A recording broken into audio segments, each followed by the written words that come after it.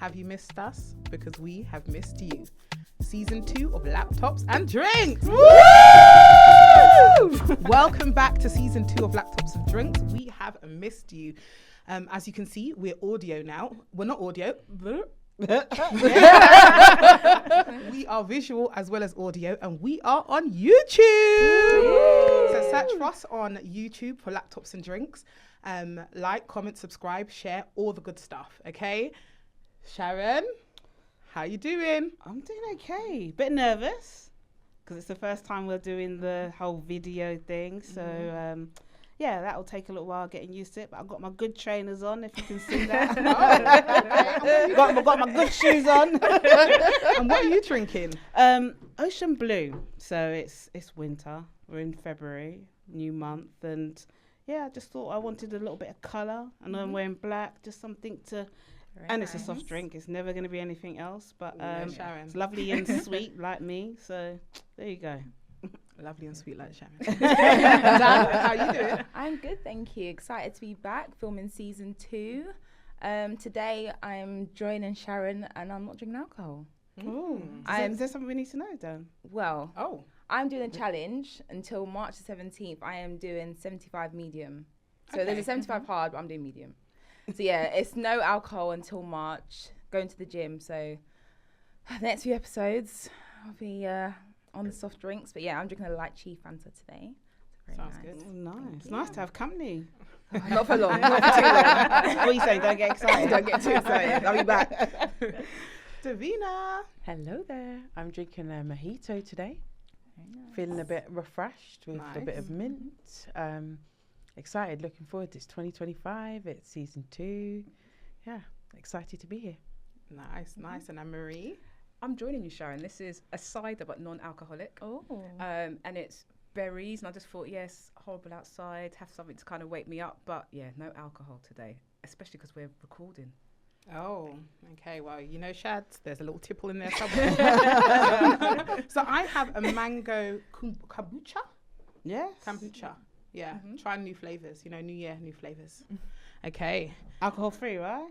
I told you, a little sprinkle of vodka. You know, just to warm us up. It's a bit cold outside. But yeah, Dan, what have we got for season 2? I know. So everyone knows Valentine's Day is coming up. Anyone got any fun? Yes, it is. Anyone got any fun plans? She's just drinking. Do you know what? Hanging out with friends. Is there a name for that? Because I know you're naming everything. Galentine. Yeah, there you go. I think that's really That's what we're doing this year, which looking forward to. Son will be away for the weekend, so yeah, gonna make it count. Very nice. I think this year I've seen a lot, especially on social media. It's more than just the Valentine's Day. It's Valentine's Day, how we celebrate our friends.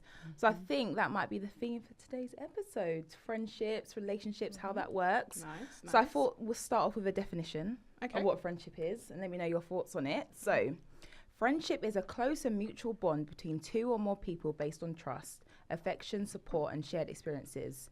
It involves a sense of companionship, understanding, and emotional connection, often characterized by loyalty, honesty, and the willingness to help and care for one another without expecting anything in return. True friendship fosters personal growth, happiness, and a sense of belonging. Beautiful. That's very nice, right? I know. Yeah. Do you know what was missing? What about like loaning money and? Those are the friends you don't need. Those are the friends you want. Can I get a £5? £100? That's where problems start. That's where money start when it comes to finances. Very true. So what do we think of that friendship definition? Is that what when we think of the friends we have at the moment, do they embody that definition? Ooh. Do you know what I think? I think there are different types of friends. I think there's not one, I don't have one particular friendship group. I have different friends and they're all different types, different purposes. Yeah. Some of them are pourers and some of them are drainers. But they're still your friends. She went there. That doesn't fit for that me. took me a minute. Do you know what it is? I tell you, when I think about friendships, I know there's an aspect of me where I'm quite a loyal person. So there's parts of me that have friendships out of loyalty, and sometimes friendships that you've had for long periods of time don't really serve you well. But it's out of my wanting them better for them. But I love them from a distance. I've learned that in older age. And you still class them as your friends? They're people I care about. Okay. Yeah. Because you can have people that you care about who are your friend. Yeah, it's a difficult one, isn't it? But would you have them in your life? Because it just depends on, because what you were saying, Shads, in terms of friendship, and you want the best for them, but what are you getting? I'm not hearing what you're getting from the relationship. It seems like it's one way. Yeah, and there is. I have had some friendships where it feels, that's what I said, a bit like the drain, like I'm pouring. But that's why I said in more recent years I've learned about loving people from a distance. But would you consider them friends or close friends? They wouldn't be my close friends, but they're people I care about. Okay. Yeah, and I think it's because of well, it's more than an acquaintance because you know them. There was a point of time in life when you were very close. Yeah. Do you know what I mean? Acquaintances are people that are acquaintances. Sometimes you have friends who life happens. You know, like you have different types of friends. Because I've also got friends that I'm gonna even speak to for a whole year, but let me talk to them today. It's like I saw them yesterday. Yeah. We are key and everything feels great. Like we're picking up exactly where we left off. So yeah, as I say, there's lots of different types of friendships. This is levels to friendships. Yeah.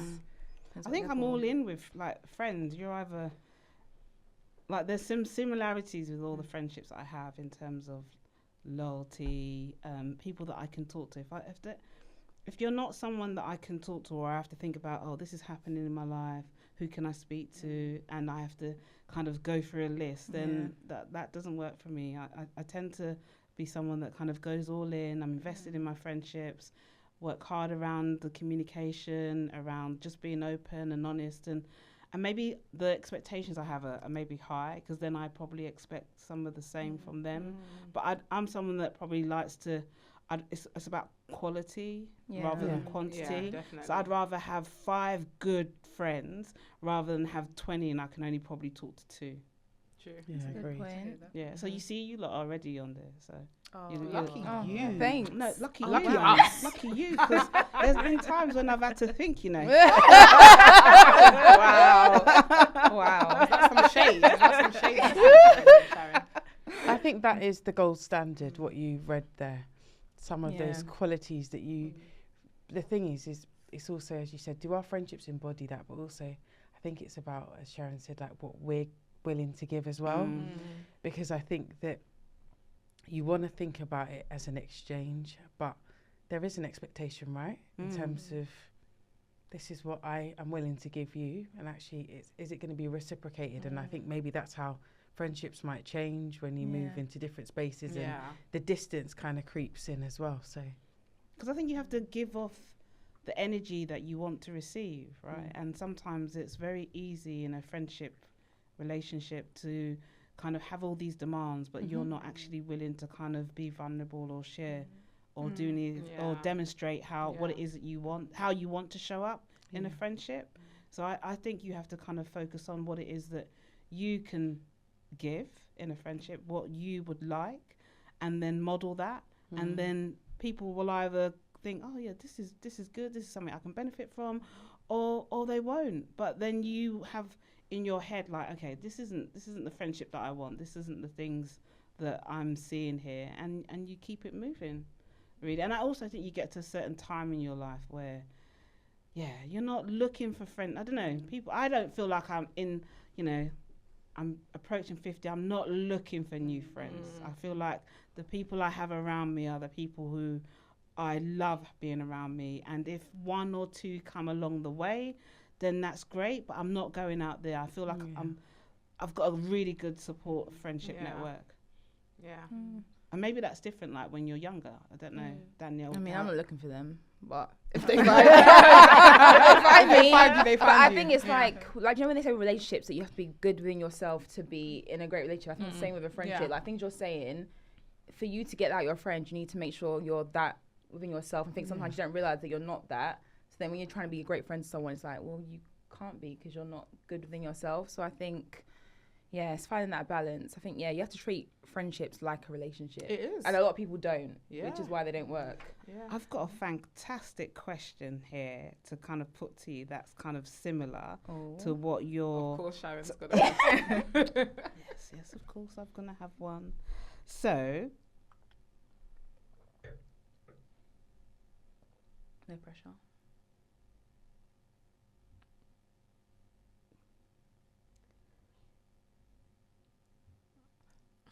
feel like coming out in song or something. Okay, here it is. So, what's your thoughts about this? And it's in line with what you're saying, and it feels like we'll actually put it in now rather than come back later. Yeah. Women are spoon-fed the idea of having a best friend forever from childhood. Do you think you have failed if you have not been able to achieve this? No. I'll say no. No. I wouldn't say I failed, but I do think, like, from young, you feel like the friends you make at primary school, you're supposed to be friends with them forever. And when you don't, it feels like the end of the world. It's like, oh my gosh. Then you realise, no, because the friends that I made later on in life, even though I might not have known them as long, they're the better friendships I have than from people I've known when I was younger. But I do feel like you're told, I'm not even told, it's like, I don't know what it is, but you're made to romanticised. Feel... Yeah. It's romanticised. And you want that to be like, because when you see, do you know we watch those films, it's like, oh, they're bridesmaid or maid of honor's friend they've known for like 20 plus years, and it's like, oh, it's like you want that, but it's like, oh no, it could be someone you've known for 6 months. And I'm a big believer in that. I'm a big believer now more so in later years that you can know someone for 1 year who will have better intentions for you than someone you've known for 10 years. So I think as Sharon kind of spoke about, the quality of friendships is much more important. But do you think that you, like when you're in maybe you're 18, 19, in your 20s, you have that idea about your childhood friendships, and it's not until probably as you get older you start to think differently? Because it's easy, you're like, no, maybe Dan was like, but did you know that in your 20s? No, I agree. I didn't know it. I believed my friends. I think we said no from where we sit today. Yeah. But actually, you're right. I do remember a point in time thinking about a best friend and kind of hearing people talking about it and thinking, well, what did it mean for me that I didn't have one? Like, and so you're right. I answer from today, but not then. I think it's similar to getting married or to other types of relationships or that society's shown us. It's something that's been fed to us as this is what you do. And you just toe the line, and there is that belief that this is what people do. You have a best friend. Well, what if you don't? And I think for me, it has to be reciprocated, because you can have friendships. You know, I've got friendships from high school, college, but it's reciprocated over the years. You know, I can say I've got, friends of 20 plus years, but both of us have made the effort. So I think, yes, you can. But I think, as you get older, there's layers to friendship, isn't there, in terms of what you want to get out of a friendship, what someone else is prepared to do also in that friendship, because it's a two-way thing, isn't it? It can't just be one way. So, I think over the years, you'll make that decision. But no, definitely, I don't think there's not a hard, fast rule when you're a child. It's ideal. It's nice. And I think sometimes if your parents are friends with your friend, that helps the relationship as well. Because I've seen that, in my family where they've had friends growing up for years, and that's like 40, 50 plus relationship. But that's once again because that's been fostered maybe through family knowing each other, but also because both sides have made that strive to want to keep, to make the effort. Definitely. No, I was going to say, and does it depend on kind of, I just think about it, for me, like I have sisters. So because I have sisters, and my sisters, I generally speak to my sisters daily. I don't think there's a day that goes past that I don't speak to one of them, at least. And sometimes I have the sense of, not saying I don't need friends, I do have friends, but I've never felt an urge to have to need friends as much because I have sisters, and they're my friends. And I'm on the other side. I don't have siblings. So where do I get my friendships from? But I do have a large extended family. So I do have lots of cousins and stuff like that. So I suppose that's where I gravitated to when I was younger. And I don't have like siblings. My siblings, there's a big age difference. I don't have a large extended. I have a large extended family, but I'm not very close with the cousins that probably would be around my age. And then I felt that when I came out, I felt like I had to rethink about my friendship groups because I'd been brought up in the church and didn't know how people were going to receive that. So I had to rethink about actually who are my friendship groups. So I felt like I had to work harder over the years to kind of build my own family so that actually the friends I have now are friends that I call family. So it's like, I've got my immediate family, and then I've got my my cousins and my family that I see every so often, and then I've got my family. So I've got my core people that if I'm going to do something, I'm like, oh yeah, they come down on the list first. But yeah, and then there's, you know, because while she was talking, I've got one friend who I've been friends with since I was about 6. Oh, really, nice. And actually that friendship, we have grown, we've worked on it, and just kind of kept just doing that work. And she's listening. I love you to bits. I'm godmother to her 2 kids, and it's just been a friendship. And I sometimes look back on that, and I'm like, I'm so glad that we are still friends, and I still have one person that I can say is someone that knows me from way back when I had some ridiculous hairstyles and wore some ridiculous clothes. Someone who can reflect that back. That isn't just about family. And it's nice. I don't need to have lots of them, but I'm so glad I have this one friend that actually knows my history, knows my journey, and can talk to that, because sometimes it's nice to have people who can talk to your past. That's beautiful. And you won't always know, people who are more recent can't necessarily talk to your past in the same way as someone who's lived it with you. But you grow in, isn't it, in different stages of life. So I can definitely relate with that, because I've got friends from when I was young, friends from when I was in secondary school who are still friends today, friends who are in sixth form who we're still friends with today. And there's certain things that we would know and get that someone who's probably known me in the last 5 years wouldn't necessarily get. But we evolve as people, so it's beautiful when you can have friendships where you are evolving together, obviously separately in your own paths, but you continue that, because we're different versions of ourselves, aren't we, at different stages in life. But oh, look, I feel like I should be bigging up my friends. Big up my friend them. You know who you are. All right, you're always bigging up someone. So, in true laptops and drinks fashion, I have a dilemma. That's about friendships. Okay. So bear with me. It's a little bit of a long one, but I'll read through it. Okay. I've had this friend since college. We've been extremely close for 13 years now. The entire time that I've known her, she's been married. I never saw her as a romantic option, so it was never an issue. Recently, she got divorced. Throughout the process, we would hang out, and I tried to help her in any way I could. We eat together at a restaurant for 4, 5, 6 hours at a time. At some point, I fucked up and developed feelings for her. To make matters worse, I somehow convinced myself that she felt the same. I really built it up in my mind without realising it. When I broached the subject right before Christmas, she rejected me, and it hurt. Amongst other things, she said, my mind isn't a place where I can think about that, which is completely understandable. I had to back off at that point while I tried to deal with my stupid feelings. I got pretty morose and despondent, and when I'm hurt like that, I didn't want to add to the pile of the shit she was dealing with. After several weeks, when I calmed down a bit, I reached out and said I'd like to start talking again and hang out. I figured that since she wasn't in the headspace for a relationship, I would have time to sort out my feelings before she started seeing someone, because I knew that was what would really destroy me.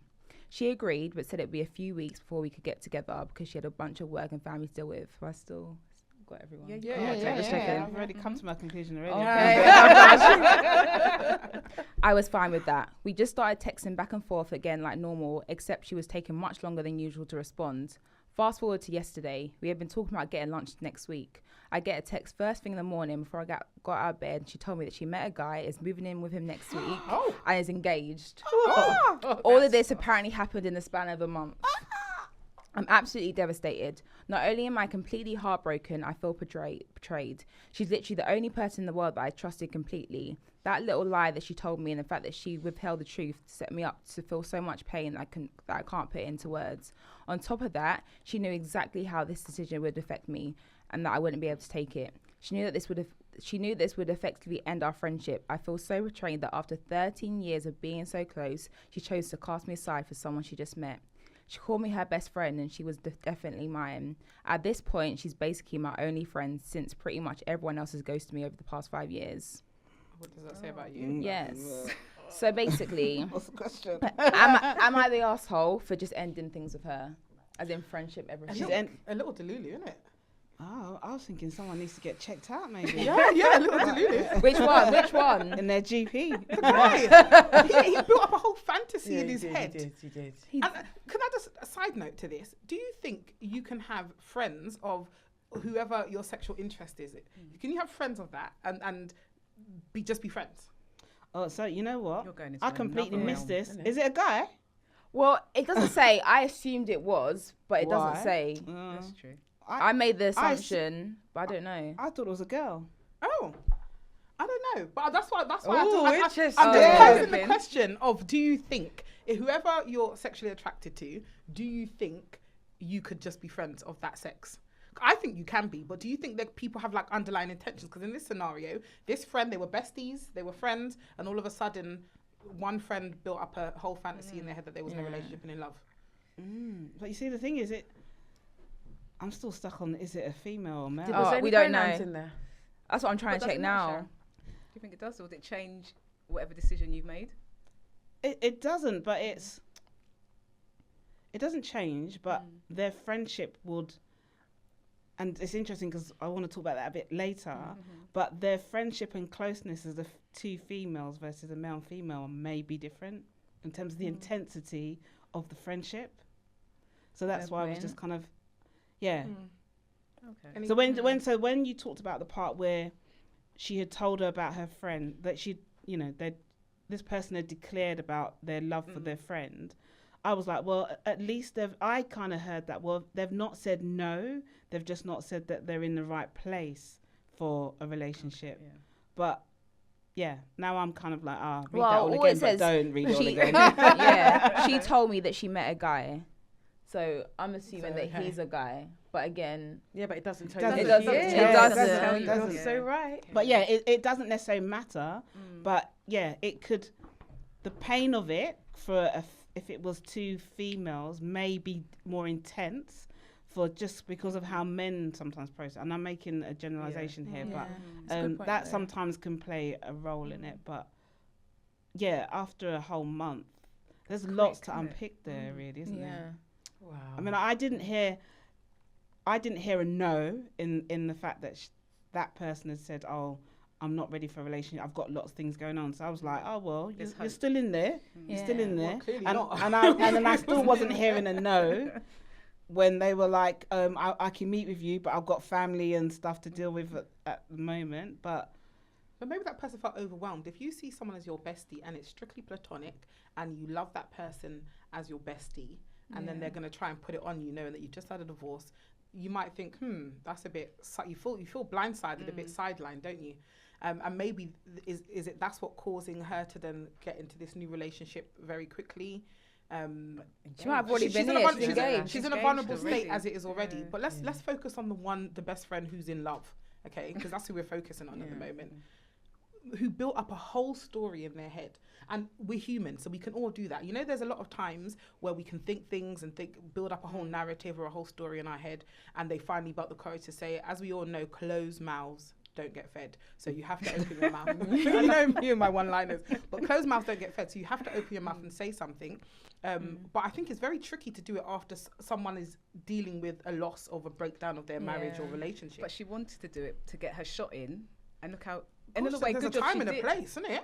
But in a way, good job she did, because now she's engaged with someone else. But she probably knew her friend would move on quickly. So So that's why probably she's why she said trying it. to get in quick. Yeah.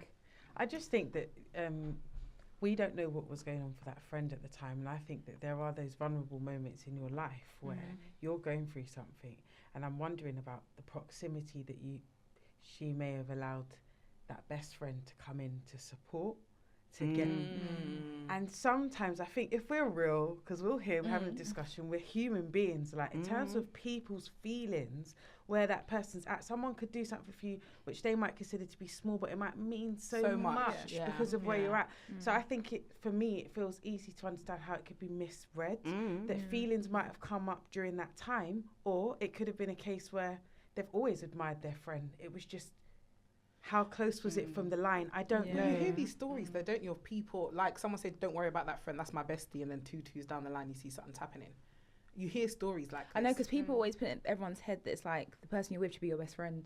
So then they find a best friend like, oh, it's like, I don't know. But I guess it also, like, people, it's about how intimate you are with your close friends, right? And that's the thing that you don't know.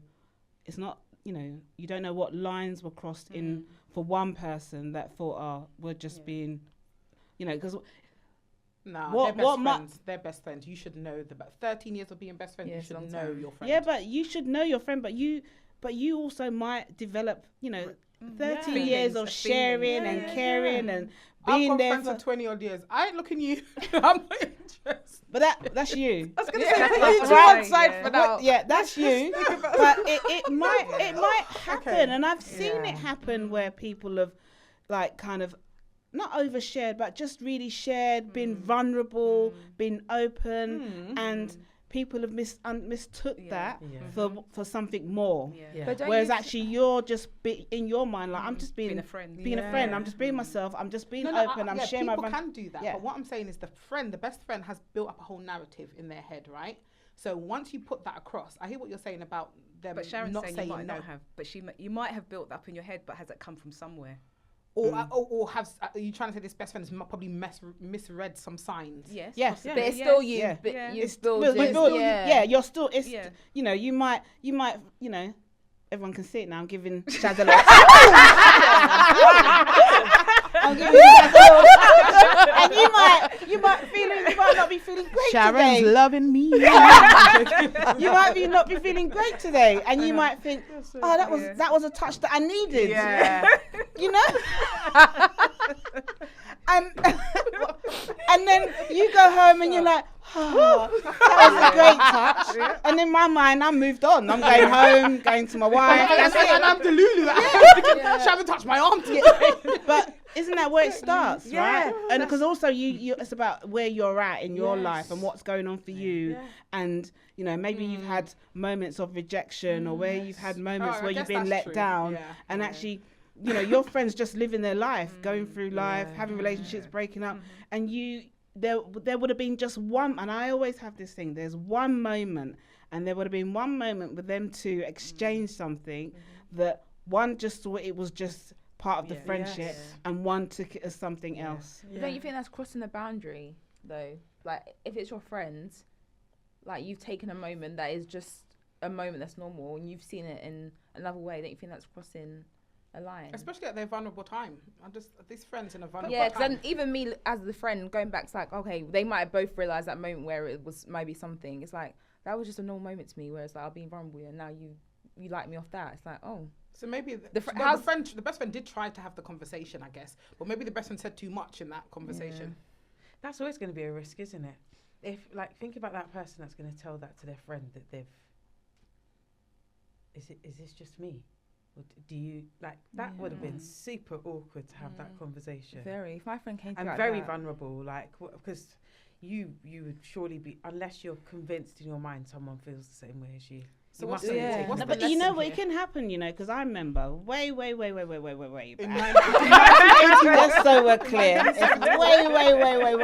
way back. When I had met someone and I thought, she's all right, getting to know her. But she didn't want nothing more than friendship. And you're like, I had to just get my head around that. I was like, okay, well, I thought it was going to be possibly more. So you had to check yourself. Yeah, I had to go check into myself. Delulu. But every so often, I was just like, is there a possibility? I get in that and then I'd be like, situation. no, there's no possibility. We all And have- then we ended up being friends, but I had to do the work because Right. actually she was in a place where it was just going to be friends. Friendship. Or the other thing is, I also didn't know if I gave off a vibe I wanted to be friends as well. So we had this kind of like missed opportunity, I think, where she might have been and I was like, no. And then when I was, and then she was like, no, I was like, okay, this is gone now. We're friends. Yeah. So That makes sense. But it's like, if you've come into it as just a normal friendship, then it shouldn't. But I think there's a level of vulnerability in friendships that one person sometimes is more vulnerable than the other in displaying that vulnerability, and it can be mistaken for something else from that person who's displaying the vulnerability, and it's not even seen by the other person. So then how Because how you does don't that- go how's that 13 mitigated years. then? So if that, in this sort of situation, what could have been done differently? Nothing could have been done differently. She probably would have, that person would have needed to have called it at the point then they At felt. the moment she felt Yeah, that to just say to something clear it going up. on. Like, look, listen, I know this, and just because the thing is, if you're open and having those open conversations, you have to go with the risk that friendship, if it's a friendship and it can withstand that conversation, then it will. If it can't, then you may have to, you come on, we've all lost friendships along the way because either things weren't where we wanted it to be, or they weren't doing. Some people are leaves. Not Here everyone's comes- roots or branches. I was thinking, where you I going can with see this? that. And that's the thing. Yeah. Now we've got the Just thinking video. some people You are can there for all the season. you can all see our eyes rolling. I know. That's the thing. I'm trying to keep my facial expressions Yeah, down. you can now see. I know. Yeah, no, just show the eye roll. Just show the eye roll. I'm just saying. Okay. Anyway. All right. So then let me come in quite nicely here. Then. Okay. All right. So Brené Brown. Do you all know Brené Brown? She does a lot of work around vulnerability, and she's a coach, and she talks about how vulnerability needs to be displayed in order to kind of have true relationships, whether that be friendships or whether that be in relationships. So she emphasizes that there's an integral role of vulnerability in forming deep connections, stating there's no intimacy without vulnerability. She further explains that vulnerability is essential for building trust. Now, you talked about your friend, not your friend, sorry. Well, I don't know, it might be your friend. You know, sometimes people try and hide things, it's someone else. So she talks about that in order to have true relationships, you have to be vulnerable. Now, this example, I think, demonstrates that person has been very vulnerable to kind of have something deep and meaningful, and that wasn't shared by the friend. Yeah. What are your thoughts? Go on.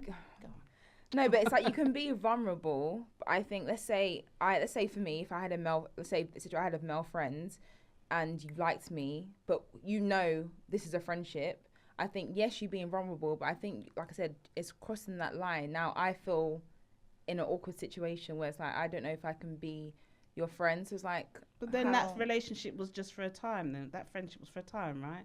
Because everything, it comes for a season, a reason. What I was saying, yeah. Did you say that? That's what I was talking about. Leaves. That was my whole analogy. Oh, wow. Some people are there for a season or a reason. Oh, yeah, that would have been better. I would have understood that. And you wouldn't have got the eye roll. I guess, yeah. And then, because then you would have but then you know where you stand with that. If they come and tell you, I've been holding feelings for you for the last 13 years, you start to question everything. I know, every time I did this. I guess it's like, because that's how you felt, but it's still like, obviously I was in it and had a good friendship. So it's now it's like, I've got to look back at it and think, that time you helped me out is because you like me. That's sad. That's not nice. That's growth. I know. Because actually you're gonna come across those, aren't they? And you may be in a position where you might find someone that you like. Might be the Delulu one, she said. Yeah.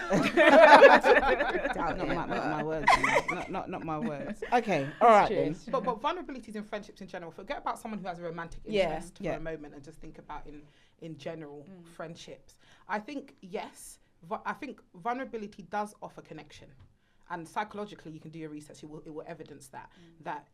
But I think being vulnerable with someone, and it depends on how vulnerable you're willing to be, and in different stages of life and in different life experiences and different sort of things like that, does build connection. But some people, I think you can have, that's how people have like surface level friendships as well, I think. Because some people will say like, I'm a Capricorn, Capricorns are cold. Well, I'm not cold. But on the what was that, Sharon? I could sense it. I was just fixing my foot. Oh, okay. But I'm just saying, some people like in regards to a cold exterior, and I've had that comment before when it's like, oh, I'm not really cold, but I need to feel a certain level of safety with people before I feel like they can access a certain level of vulnerability from me. But I do think when you're able to kind of access that, and you do feel like you can be vulnerable in friendships, it does support connection. Oh, so Shaz, I feel like you're in my head, you know. So I found this article and the research was done by Dr. Anna Brown, a renowned author of Why We Love. And she found that women get more emotional connection from their female friends than from any male partner, romantic partner. I 100% agree with that. I feel like you can be completely honest. I think a few episodes back we were talking about the dilemma with the girl and boy went to a restaurant. We were saying like, don't speak to your boyfriend. Don't speak to your boyfriend about it. Go tell your friends if you want. Like, there's things that you won't tell your boyfriend, your husband, whatever, but you'll go tell your friend because you feel more comfortable and it's more of a safe space than your partner. So I 100%. I don't agree with that. Yeah. I think the reason for that is because I think age is coming in here. I think it does. I think Did you even hear the way she said that? I don't agree with that. No, I don't. And Daniel's like, okay. Got submissive. I just feel that if you can find someone that's emotionally intelligent, and I think that's the key, That's the real gem. you'll be able to open up with them, because I don't feel that you should be able to have that with a female friend that's close as well as a male friend, but that comes with maturity and that does come with emotional intelligence. And that's hard. Emotional intelligence. That is hard. Yeah, when you find someone who has that, it's like, wow. Yeah. All of my friends have that, just so that putting it out there. Good. Yeah, you have to. You have to have emotional intelligence. And that's not an age thing. No. That's just about how you see the life and how you see life and how you want to be received and what you're willing to give, and also your learning. So I was listening to I was on Instagram a couple of days ago, and I was seeing that Remy from BBC One Extra, she must have just come out of their therapy session, and she was talking about how people need to do more therapy and how it helps for you to have a space to kind of think about your experiences in life, your own trauma, the impact that has on your decision making, and all of that helps you to become more vulnerable in your relationships and your friendships. And one of the things it got me thinking about, like we've, especially since we've had some time away from the podcast and we regrouped to kind of think about actually where we're going for season 2, and it got me thinking about our friendship and how we are developing as friends and as a group of friends, and that we've all known each other before, but actually how you display your level of vulnerability and how are we doing that. So I got some questions. And there's me thinking. Pick one and pass it along now, man. I know, right? Unless you want paper, sweetie. Pass it along. That one? Did I pick one? Look at a good one. And it got me thinking about how we are developing as a group of women and how we are displaying our vulnerability. And I kind of got some questions that I wanted for us to kind of spend some time exploring that leads us to think a bit more detail about vulnerability, because I think we have had to display some vulnerability in being able to kind of set this podcast up. And I hear it when we're talking and we're having conversations and we're sharing and we're getting to know each other. And it is such a beautiful place to be in when you can be around people and just be who you need to be and feel safe that that's going to be received. And I thought it'd be good for our listeners to kind of hear some of these conversations and hear some of our own thoughts about vulnerability and hear some takeaways that they can have. Because listening to Remy talk about therapy and then thinking about some of the conversations that we have, I think these are the conversations that we want some of our listeners to have. So, Dan, we won't go with you. We'll go with Davina. Thanks. Getting ready. Yeah. Just drink my drink. So can friendships survive if one person is unwilling to be vulnerable? Superficially. Yeah, superficially it can. I think as I spoke about different categories of friendships, it depends on what category, what level of friendship do you want? Do you know what I mean? I think it's interesting because when I look at this makes me think about relationships. So I know it says friendships, but what I would hazard a guess at is I bet you there are people that are in relationships where there is one person who isn't willing to be vulnerable and somehow they're still able to muddle through. So I think you can survive, but it's the quality. So when we were talking just before, it made me think about when we speak about emotional intelligence, it's about emotional literacy. It is about getting to know ourselves and putting language to feelings and how we express what, and being able to do that for ourselves first, and then being able to recognise that in others, have conversations. But I think in terms of quality and depth, it would be a great struggle, and because I don't think there's that balance. If there's one person that's vulnerable and one person who isn't, I think if you get to a point. If you're paired with a friend who doesn't know anything more than what you know, that can work, right? Yeah, absolutely. Like the two, if the two of you are operating in the same way in terms of your friendship, and neither one of you are questioning that in any depth. Like you wake up one morning, you're thinking, hang on a minute, how is it like I never drop you to your house, I'm dropping you 2 streets down, and if you do that for 10 years and you never question that, and you're happy with that, because some people it's that thing where if you ask questions, be prepared for the answer, but be prepared for people to ask questions back. And sometimes people can get into those conversations, and if you just watch a room, you're like, look how that person just question up their business, but they're not answering back, or someone comes back. So it depends on. It can work. I think it can. Superficially, Different people do the work, isn't it? It's about people who do the work on their self, as Davina said, about what you kind of looked into for yourself. And you can, when you speak to people, you can tell people who's done the work. You can tell. But also, isn't there something as well about that modelling? So if I am willing to be vulnerable and I have a friendship with someone who isn't, maybe there's something about the way in which we learn by osmosis from each other in terms of how you might do that. So the types of things. So I've had somebody who came to me recently and said, I saw the way that you did that and I really liked that. And that was them watching me having a conversation with somebody else. So isn't that about sometimes us observing that and trying it? Because if it doesn't feel natural to you, because remember, we're human beings, but we come from families, we've had a childhood, all of these things that come before that influence where we are today, that means that even if I want to do something, how much of an effort do I have to do to try the thing? All right, so can we go to Dan? Do you know what we have? Yeah, well, who wrote them? No, but we picked them out. Yeah. So, come on, Dan. How do you know what I have? Because I know. Oh, how? Okay. I hope it is. Let's have a look. Yes. Read it out then, Dan. Just read it. Is it right? What you think? No, that's not it. Okay. Would you like? Do you think it's? Is it in the jar? What's on the jar? Hold on. This is a hoax. It is, right? No. Okay, do you want it? Yeah. All right, then, go on then. There you go. It's a long one. There you go. Oh, here we go.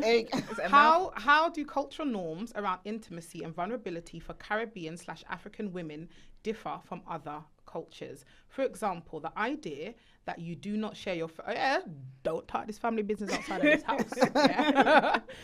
That you don't share your family business, and how things might prevent you from sharing or being open in friendships. That is so funny that you said that, because I'm sure most Caribbean people, what happens in this house Stays in the house. stays in this house. Yeah. But you were just touched on around actually about modelling and how your other relationships can impact on the friendships and relationships you develop. Like, as Black women, we are raised by, probably the, different generation. It might vary in terms of the generations, but you don't share.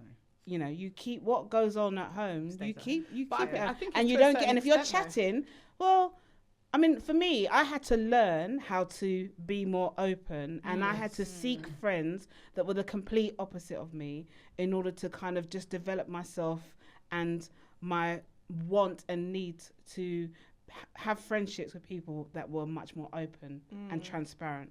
I didn't come from a family where that was promoted.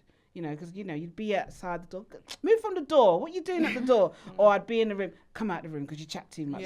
Those sorts of things. And you hear that so often, you don't talk, right? Yeah. But I think that comes down to intimacy, though, in friendships. Because I feel like, yes, I come from a typical Caribbean household, and I had that what happens at home stays at home, which was normal for me. But I think when I grew up and I had different friendships, my friendships that I felt close with, we would have certain conversations. And I guess because I had a lot of friends who were from similar backgrounds to me, so they could relate to what I was talking about. But somewhere along the line, you made a decision that you wanted something different from what you were seeing. But it's as I learn, isn't it? It's as you grow, your childhood experiences, yes, they impact who you are today, but through learning, through education, through self-development, and my want to kind of develop as a person, that's what's kind of changed it for me. Yeah. Well, guys. One more. Come on, Sharon. One more. All right, go on. Who's going to do it? Anne-Marie, go on then. Go on then. Okay, so mine is, why do you think it's hard for some people to be vulnerable with their friends? Kind of touched upon what you kind of said, isn't it? Okay, so we don't need to do, so we've done that. So we can go to Dan's one then. Yeah. Can I speak? This sounds very strategic. I know. Sharon. Like, Very strategic. I can finally come in. At what point in a friendship is it safe to ugly cry without them secretly judging your crying face? I woke up like this. I don't think, do people prevent themselves from crying? No, I'm a pre-crier. I think okay, girl. but it doesn't depend who you're crying in front of. Yeah, but it depends on the emotion for me. If the emotion is real in that moment, then the emotion is real just- in that moment, yeah. because I'm not generally someone who cares about other people's opinions that much. So if it's an ugly cry, if I'm generally feeling that emotion at the time, then I'm going to express the emotion that I'm feeling. But I do get it, because there's sometimes, imagine you're in the office and you have a certain emotion, I'm gonna push myself away to a little corner and feel, express myself. But is there a time frame? I'm not sure. Is there? I just think I think as long as you feel comfortable. Yeah. I think with me, I'm like, well, it's kind of one of my bad traits. I get quite comfortable with people quite quickly. So like, I'll cry. I meet you the first time. I'll cry. But it's obviously, it's not always good to be that comfortable with people that could be the wrong person. But I think as long as you're comfortable, if you gotta cry, you gotta cry. And I think the way things are now, it's like there's so much things to cry about. I think people understand. Well, like, there's too many things to cry about right now. So I think people understand, like, times are tough. Like, cry. If you gotta do it right now, cry. So I just got one more thing. I mean, Didn't you say one more a minute ago? Actually, this is the last one. Okay. I love these conversations about vulnerability, and I love the conversations that we're having about women, and it's really important we keep these conversations alive, because there's so much to learn from. So I just want to leave with this last little quote that I found that really just kind of was like, yes, I can relate to that. Okay. To share your weakness is to make yourself vulnerable. To make yourself vulnerable is to show your strength. I agree with that. I definitely think weakness That's is it. strength. It's definitely a Drop clicking the moment. mic. Well, that's a nice way to kind of end episode 1.